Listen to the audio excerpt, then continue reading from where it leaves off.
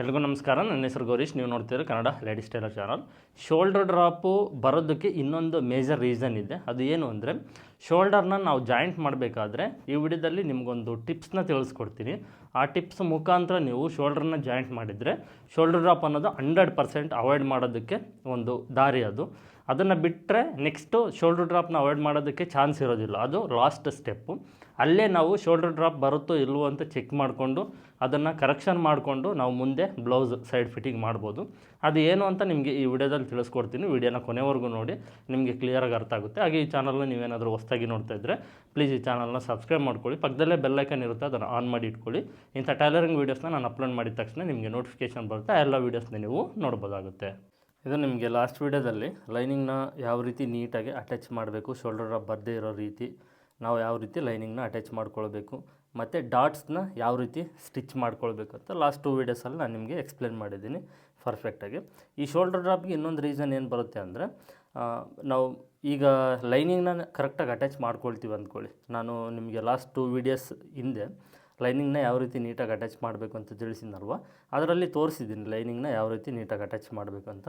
ಆ ರೀತಿ ಲೈನಿಂಗ್ನ ನೀಟಾಗಿ ಅಟ್ಯಾಚ್ ಮಾಡಿದರೂ ನೀವು ಶೋಲ್ಡರ್ ಡ್ರಾಪ್ ಬರುತ್ತೆ. ಎಲ್ಲಿ ಅಂದರೆ, ಲೈನಿಂಗೆಲ್ಲ ಅಟ್ಯಾಚ್ ಮಾಡಿಕೊಂಡು ಡಾಟ್ಸ್ನ ಸ್ಟಿಚ್ ಮಾಡಿಕೊಂಡು front side part back side part ಪೈಪಿಂಗೆಲ್ಲ ಎಮ್ಮಿಂಗ್ ಮಾಡ್ಕೊಂಡು ಪಕ್ಕ ಮಾಡ್ಕೊಳ್ತೀರಲ್ವ, ಅಲ್ಲಿ ಎಲ್ಲಿ ಪೈಪಿಂಗ್ ಮಾಡುವಾಗ, ಇಲ್ಲಾಂದರೆ ಡಿಸೈನ್ ಮಾಡುವಾಗ, ಇಲ್ಲಾಂದರೆ ಎಮ್ಮಿಂಗಿಗೆ ಎಕ್ಸ್ಟ್ರಾ ಲೈನಿಂಗ್ ಪೀಸ್ ಕಟ್ಟುವಾಗ ಅಲ್ಲಿ ಸಹ ಎಕ್ಸ್ಪೆಂಡ್ ಆಗುವಂಥ ಚಾನ್ಸಸ್ಸು 90% ಇರುತ್ತೆ. ನೀವು ಲೈನಿಂಗ್ ಒಂದೇ ಕರೆಕ್ಟಾಗಿ ಅಟ್ಯಾಚ್ ಮಾಡಿಕೊಂಡು ಶೋಲ್ಡರ್ ಡ್ರಾಪ್ ಬರೋದಿಲ್ಲ ಅಂತ ತಿಳ್ಕೊಂಡ್ರೆ ಅದು ತಪ್ಪು. ಲೈನಿಂಗು ನೀಟಾಗಿ ಅಟ್ಯಾಚ್ ಮಾಡ್ಕೊಳ್ಬೇಕು, ಎಕ್ಸ್ಪೆಂಡ್ ಆಗಬಾರ್ದು. ಅದರ ಜೊತೆಗೆ ಪೈಪಿಂಗ್ ಮಾಡ್ತಿರಲ್ವ, ಇದು ನೀವು ಪೈಪಿಂಗ್ ಕ್ಲಾತ್ನ ಎಳೆದು ಟೈಟಾಗಿ ಪೈಪಿಂಗ್ ಮಾಡಬೇಕು. ಎಮ್ಮಿಂಗ್ ಪೀಸ್ ಕಟ್ಟೋದಕ್ಕೂ ಅಷ್ಟೇ ಆ ಲೈನಿಂಗ್ ಪೀಸ್ನ ನೀಟಾಗಿ ಸ್ಟಿಚ್ ಮಾಡ್ತಾ ಫೋಲ್ಡ್ ಮಾಡಿ ನಾವು ಅದನ್ನು ಎಮ್ಮಿಂಗ್ ಪೀಸ್ ಕಟ್ಟಬೇಕಾಗುತ್ತೆ. ನೆಕ್ಸ್ಟು ಡಿಸೈನ್ ಬ್ಯಾಕ್ ಸೈಡು ನೆಕ್ಗೆ ಯಾವುದಾದ್ರೂ ಪ್ಯಾಚ್ ವರ್ಕ್ ಡಿಸೈನ್ ಏನಾದರೂ ಮಾಡಿದ್ರು ಅಲ್ಲೂ ನಾವು ಕ್ಯಾನ್ವಾಸ್ನ ಯೂಸ್ ಮಾಡ್ತಾ ಇರ್ತೀವಿ. ಹೊಸದಾಗಿ ಕಲಿಬೇಕಾದ್ರೆ ಸ್ವಲ್ಪ ಹೆಚ್ಚು ಕಡಿಮೆ ಆಗಿ ಎಕ್ಸ್ಪೆಂಡ್ ಅನ್ನೋದು ಆಗ್ಬೋದು. ಓಕೆನಾ? ಎಲ್ಲವೂ ಕರೆಕ್ಷನ್ ಅನ್ನೋದನ್ನು ನಾವು ರೆಡಿ ಮಾಡಿಕೊಂಡ್ರೆ, ಸರಿ ಮಾಡಿಕೊಂಡ್ರೆ ಮಾತ್ರ ಶೋಲ್ಡರ್ ಡ್ರಾಪ್ ಅನ್ನೋದು ಅವಾಯ್ಡ್ ಆಗುತ್ತೆ. ಇನ್ನೊಂದು ಏನಂದರೆ, ನಿಮಗೆ ಸ್ಟಾರ್ಟಿಂಗಲ್ಲೇ ತಿಳಿಸಿದ್ನಲ್ವ, ಇದು ಲಾಸ್ಟ್ ಸ್ಟೆಪ್. ಅಂದರೆ ಈಗ ನಾವು ಶೋಲ್ಡರ್ ಜಾಯಿಂಟ್ ಮಾಡ್ತೀವಲ್ವ, ಶೋಲ್ಡರ್ ಜಾಯಿಂಟ್ ಮಾಡಿದ ಮೇಲೆ ನೆಕ್ಸ್ಟು ಶೋಲ್ಡರ್ ಡ್ರಾಪ್ನ ಅವಾಯ್ಡ್ ಮಾಡೋದಕ್ಕೆ ನಮಗೆ ಚಾನ್ಸಸ್ ಇರೋದಿಲ್ಲ, 100% ಇರೋದಿಲ್ಲ. ಈಗ ಈ ಸ್ಟೆಪ್ಪಲ್ಲೇ ನಾವು ಶೋಲ್ಡರ್ ಡ್ರಾಪ್ನ ಅವಾಯ್ಡ್ ಮಾಡೋದಕ್ಕೆ 90% ಚಾನ್ಸ್ ಇರುತ್ತೆ. ಅದನ್ನು ನಿಮಗೆ ಎಕ್ಸ್ಪ್ಲೇನ್ ಮಾಡ್ತೀನಿ. ಅದಕ್ಕಿಂತ ಮುಂಚೆ ಒಂದು 3 ಇಂಪಾರ್ಟೆಂಟ್ ಟಿಪ್ಸ್ನ ತಿಳಿಸ್ತೀನಿ ನನ್ನ ಎಕ್ಸ್ಪೀರಿಯೆನ್ಸ್ ಪ್ರಕಾರ, ಅನುಭವದ ಪ್ರಕಾರ. ಇವನ್ನ ಸ್ವಲ್ಪ ನೆನಪಿನಲ್ಲಿ ಇಟ್ಕೊಳ್ಳಿ. ಫಸ್ಟ್ ಒನ್ನು, ನಿಮಗೆ ತಾಳ್ಮೆ ಇರಲಿ.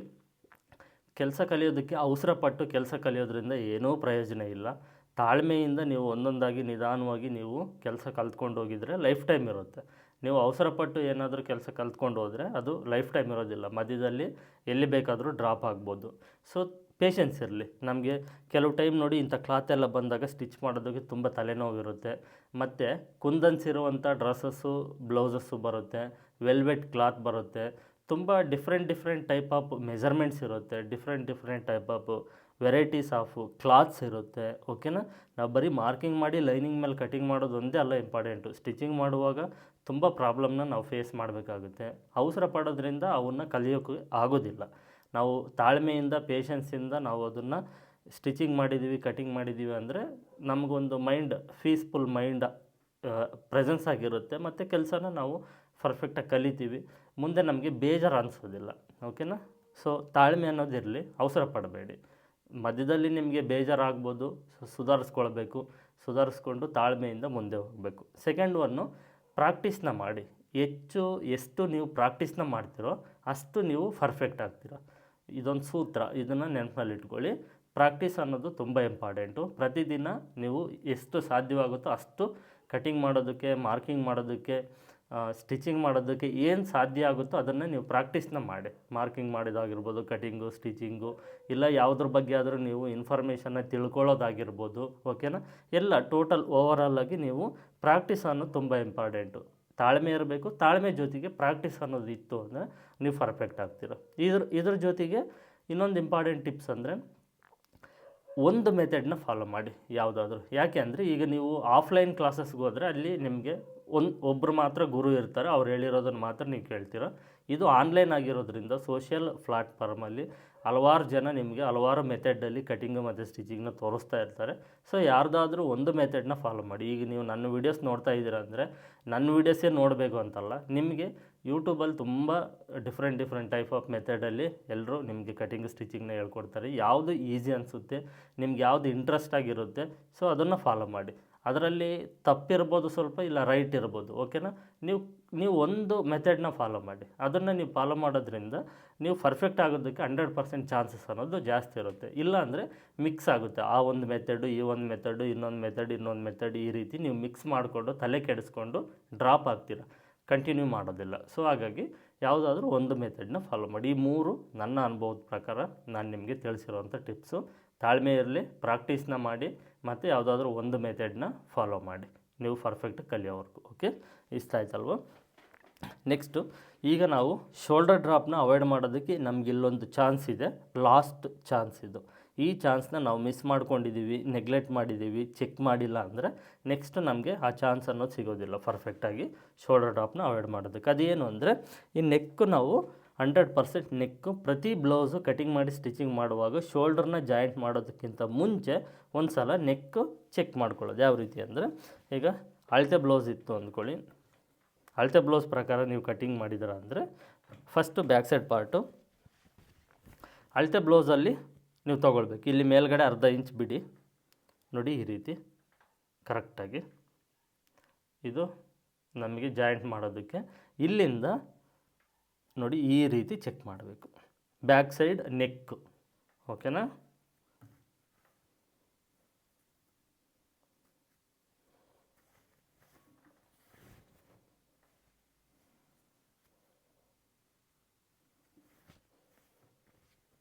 ವಿಡಿಯೋ ನೋಡ್ತಾ ಇದ್ದೀರಲ್ವ, ನಾನು ಯಾವ ರೀತಿ ಚೆಕ್ ಮಾಡ್ತಾ ಇದ್ದೀನೋ ಅದೇ ರೀತಿ ಚೆಕ್ ಮಾಡಬೇಕು. ಸ್ವಲ್ಪನೇ ಚೆಕ್ ಮಾಡ್ಕೊಳ್ಳಿ.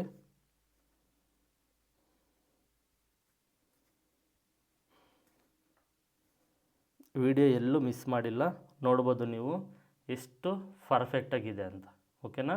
ಕರೆಕ್ಟಾಗಿ ಅರ್ಧ ಇಂಚು ನಾವು ಇಲ್ಲಿ ಸ್ಟಿಚ್ ಮಾಡೋದಕ್ಕೆ ಸರಿ ಹೋಯಿತು. ಈ ರೀತಿ ನಾವು ಬ್ಯಾಕ್ ನೆಕ್ ಮತ್ತು ಫ್ರಂಟ್ ನೆಕ್ಕು ಚೆಕ್ ಮಾಡಬೇಕು. ಬ್ಯಾಕ್ ನೆಕ್ ಚೆಕ್ ಮಾಡಿದ ನಂತರ ನೆಕ್ಸ್ಟು ಫ್ರಂಟು ಉಕ್ಸ್ಪಟ್ಟಿ ಸೈಡ್ ಇರುವಂಥದ್ದು ಇಲ್ಲಿಂದ ಚೆಕ್ ಮಾಡಿ, ಇನ್ನೂ ನಿಮಗೆ ಪರ್ಫೆಕ್ಟ್ ಇರುತ್ತೆ. ನೋಡಿ ಕ್ರಾಸ್ ಬೆಲ್ಟು ಉಕ್ಸ್ಪಟ್ಟಿ ನೋಡ್ತಾ ಇರ್ಬೋದು ನೀವು, ಇದೇ ಅಳತೆ ಬ್ಲೌಸ್ಗೆ ನಾನು ಕಟಿಂಗ್ ಮಾಡಿರೋದು, ಕರೆಕ್ಟಾಗಿದೆ, ಓಕೆನಾ. ಇದು ಚೆಕ್ ಮಾಡಬೇಕು. ಇಲ್ಲಿ ನಿಮ್ಗೆ ಏನಾದರೂ ಹೆಚ್ಚು ಕಡಿಮೆ ಬಂತು ಅಂದ್ಕೊಳ್ಳಿ, ನೀವು ಕ್ರಾಸ್ ಬೆಲ್ಟ್ ಶೇಪ್ ಕಟಿಂಗ್ ಮಾಡಿರೋದು ತುಂಬ ರಾಂಗಾಗಿ ಕಟ್ ಮಾಡಿದ್ದೀರ ಅಂತ. ಕಡಿಮೆ ಬಂತು ಅಂದರೆ ಜಾಸ್ತಿ ಶೇಪ್ ಕಟ್ ಮಾಡಿದ್ದೀರ, ಜಾಸ್ತಿ ಬಂತು ಅಂದರೆ ಕಡಿಮೆ ಶೇಪ್ ಕಟ್ ಮಾಡಿದ್ದೀರ. ಅಳತೆ ಬ್ಲೌಸಲ್ಲಿ ಎಷ್ಟಿರುತ್ತೋ ಅಷ್ಟನ್ನು ಕಟ್ ಮಾಡಿಲ್ಲ ಅಂತ ಅರ್ಥ. ಇದನ್ನು ಚೆಕ್ ಮಾಡಿಕೊಂಡು ಇಲ್ಲಿಂದ ಮತ್ತೆ ನೆಕ್ ಚೆಕ್ ಮಾಡಬೇಕು ಈ ರೀತಿ.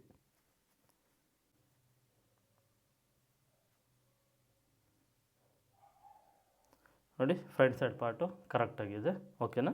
ಉಕ್ಸ್ಪಟ್ಟಿ ಸೈಡ್ ಆಯ್ತಲ್ವ. ನೆಕ್ಸ್ಟು ಇದು ಅಷ್ಟೇ, ಈ ಮನೆ ಪಟ್ಟಿ ನೋಡ್ತಾ ಇರ್ಬೋದು, ಇದು ಕರೆಕ್ಟಾಗಿದೆ, ಕಾಣಿಸ್ತಾ ಇದೆ ಅಲ್ವಾ. ನೆಕ್ಸ್ಟ್ ಇದು ಅಷ್ಟೇ, ಇಲ್ಲಿಂದ ಕರೆಕ್ಟಾಗಿ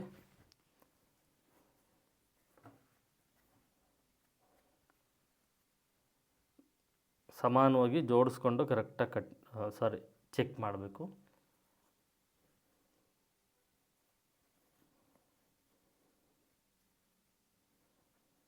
ನೋಡ್ತಾ ಇರ್ಬೋದು, ಇನ್ನು ಅರ್ಧ ಇಂಚು ಹೆಚ್ಚಿಗೆ ಇದೆ, ಇದು ಶೋಲ್ಡ್ರು ಜಾಯಿಂಟ್ ಮಾಡೋದಕ್ಕೆ ಸರಿ ಹೋಗುತ್ತೆ, ಓಕೆನಾ. ಪರ್ಫೆಕ್ಟ್ ಇದೆ. ಈ ರೀತಿ ನಾವು ಫ್ರಂಟು ಮತ್ತು ಬ್ಯಾಕು ಚೆಕ್ ಮಾಡ್ಕೊಳ್ಬೇಕು. ಇಲ್ಲಿ ನಿಮಗೆ ಗೊತ್ತಾಗುತ್ತೆ, ಏನಾದರೂ ನಿಮಗೆ ಬ್ಯಾಕ್ ನೆಕ್ಕು ರೌಂಡು ಕರೆಕ್ಟಾಗಿ ಬಂದಿಲ್ಲ ಅಂದ್ಕೊಳ್ಳಿ, ಓಕೆನಾ. ಒಂದು ವೇಳೆ ಏನಾದರೂ ಕರೆಕ್ಟಾಗಿ ಬಂದಿಲ್ಲ ಅಂದ್ಕೊಳ್ಳಿ, ಕಡಿಮೆ ಬಂತು ಅಂದ್ಕೊಳ್ಳಿ, ನೀವು ಕಟಿಂಗಲ್ಲಿ ಏನೋ ಸ್ವಲ್ಪ ಮಿಸ್ಟೇಕ್ ಮಾಡಿರ್ತೀರ. ಜಾಸ್ತಿ ಬಂತು ಅಂದ್ಕೊಳ್ಳಿ, ಸ್ಟಿಚಿಂಗಲ್ಲಿ ಎಕ್ಸ್ಪೆಂಡ್ ಆಗಿರುತ್ತೆ, ಫ್ರಂಟ್ ಸೈಡ್ ಆಗಿರ್ಬೋದು, ಬ್ಯಾಕ್ ಸೈಡ್ ಆಗಿರ್ಬೋದು. ಜಾಸ್ತಿ ಬಂತು ಅಂದರೆ ನೀವು ಅದನ್ನು ಶೋಲ್ಡರ್ನ ಕಟ್ ಮಾಡಿದ ನಂತರ ಶೋಲ್ಡರ್ ಜಾಯಿಂಟ್ ಮಾಡಿ. ಇಲ್ಲ ಅಂದರೆ ಡೈರೆಕ್ಟಾಗಿ ನೀವು ಈ ರೀತಿ ಚೆಕ್ ಮಾಡದೆ ಏನಾದರೂ ಶೋಲ್ಡರ್ ಜಾಯಿಂಟ್ ಮಾಡಿ ಸೈಡ್ ಫಿಟ್ಟಿಂಗ್ ಮಾಡಿದ್ರಂದರೆ 100% ಶೋಲ್ಡರ್ ಡ್ರಾಪ್ ಅನ್ನೋದು ಬರುತ್ತೆ. ಇದು ತುಂಬ ಇಂಪಾರ್ಟೆಂಟು, ತುಂಬ ಸಿಂಪಲ್ ಟಿಪ್ಸು, ಬಟ್ ಇದನ್ನು ಫಾಲೋ ಮಾಡೋದ್ರಿಂದ ನಮಗೆ 100% ಶೋಲ್ಡರ್ ಡ್ರಾಪ್ನ ನಾವು ಅವಾಯ್ಡ್ ಮಾಡೋದಕ್ಕೆ ಒಂದು ಲಾಸ್ಟ್ ಚಾನ್ಸ್. ಈಗ ಶೋಲ್ಡರ್ ಜಾಯಿಂಟ್ ಮಾಡ್ಕೊಳ್ಳಿ.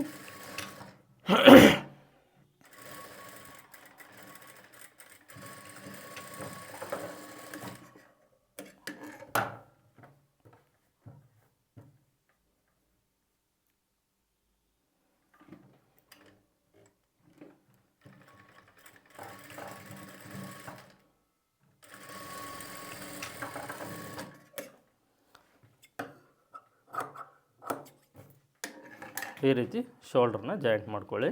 ವಿಡಿಯೋ ತುಂಬ ಸಿಂಪಲ್ಲಾಗಿದ್ದರು, ಓಕೆನಾ, ತುಂಬ ಚಿಕ್ಕ ಇನ್ಫಾರ್ಮೇಷನ್ ಆಗಿದ್ದರು, ತುಂಬ ಪವರ್ಫುಲ್ ಇನ್ಫಾರ್ಮೇಷನ್ನು.